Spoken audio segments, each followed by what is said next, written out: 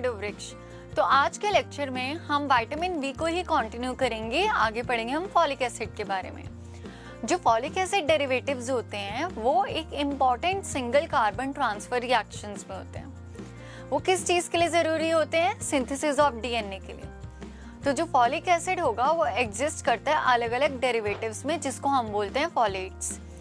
ये पार्टिसिपेट करता है सिंगल कार्बन ट्रांसफर रिएक्शंस के अंदर, जैसे कि मिथाइलेशन, जो कि इम्पॉर्टेंट होता है मेटाबॉलिज्म में और रेगुलेशन ऑफ जीन एक्सप्रेशन में, और सिंथेटिक पाथवे में, जिसको मैं बोलती हूँ of the choline, serine, glycine और मेथियोनिन।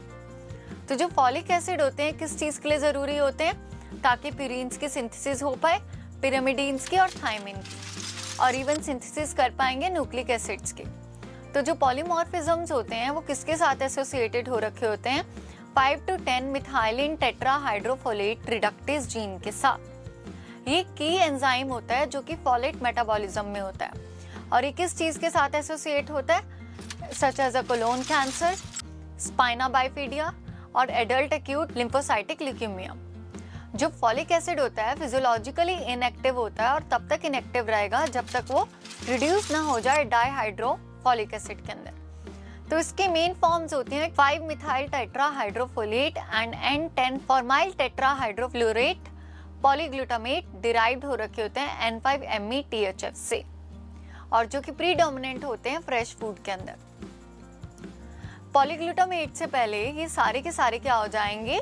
एब्जॉर्ब्ड हो जाते हैं, फिर उनको हाइड्रोलाइज करा जाता है ग्लूटामाइल हाइड्रोलाइज से स्मॉल इंटेस्टाइन में। तो उसका जो मेन सर्कुलेटिंग फॉर्म होता है फॉलेट का, वो कौन सा हो जाता है हमारे पास? मोनोग्लूटामेट हो जाएगा, जो कि N5-THF है। तो जो फॉलिक एसिड होगा वो लिवर में पड़ा होगा, ईस्ट में, ग्रीन लीफी वेजिटेबल्स, फ्रूट्स और सिट्रस फ्रूट्स में। तो अब जो फॉलिक एसिड्स होते हैं वो सीरियल्स और ग्रेन्स में भी पाए जाते हैं, और इनको मेजर करने का तरीका कैसे? हाई परफॉर्मेंस लिक्विड क्रोमेटोग्राफी होती है। तो जितने भी स्ट्रक्चरल एनालॉग्स होते हैं फॉलेट्स के, उनको एंटीबायोटिक्स में यूज करा जाता है, एंटी कैंसर ड्रग्स में यूज करा जाएगा। ये क्या करते हैं? रैपिडली डिवाइड करते रहते हैं सेल्स होते हैं, और इनकी जो रिक्वायरमेंट होती है वो बहुत ज़्यादा होती है फॉलेट की।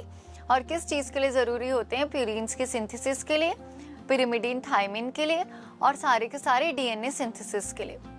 तो जो स्ट्रक्चरल एनालॉग्स होते हैं उनके पास सेलेक्टिव टॉक्सिसिटी होती है रैपिड ग्रोइंग सेल्स की तरफ, जैसे कि बैक्टीरिया और कैंसर सेल्स। तो मेन प्रिंसिपल इसका क्या होता है, किसके पीछे होगा? कि यहाँ पे ड्रग्स की डेवलपमेंट होती है, जैसे कि फॉलिक एसिड एंटागोनिस्ट, जो कि एंटीबायोटिक्स के तौर पे यूज करा जाता है। फॉर एग्जांपल इसका अगर मैं लूंगी ना, ट्राइमेथोप्रेम होगा, और इसको एंटी कैंसर एजेंट्स की तरह भी यूज करा जाता है मिथोटेरेक्सेट में। तो अगर जो फॉलेट की डेफिशिएंसी होती है वो सबसे ज्यादा कॉमन विटामिन डेफिशिएंसी होती है। तो कॉजेस क्या होते हैं फॉलेट डेफिशिएंसी के? इनएडुकेट इनटेक होता है, इम्पेयर्ड एब्जॉर्प्शन हो जाएगी, इम्पेयर्ड मेटाबॉलिज्म होता है, और उसकी डिमांड इंक्रीज्ड हो जाती है।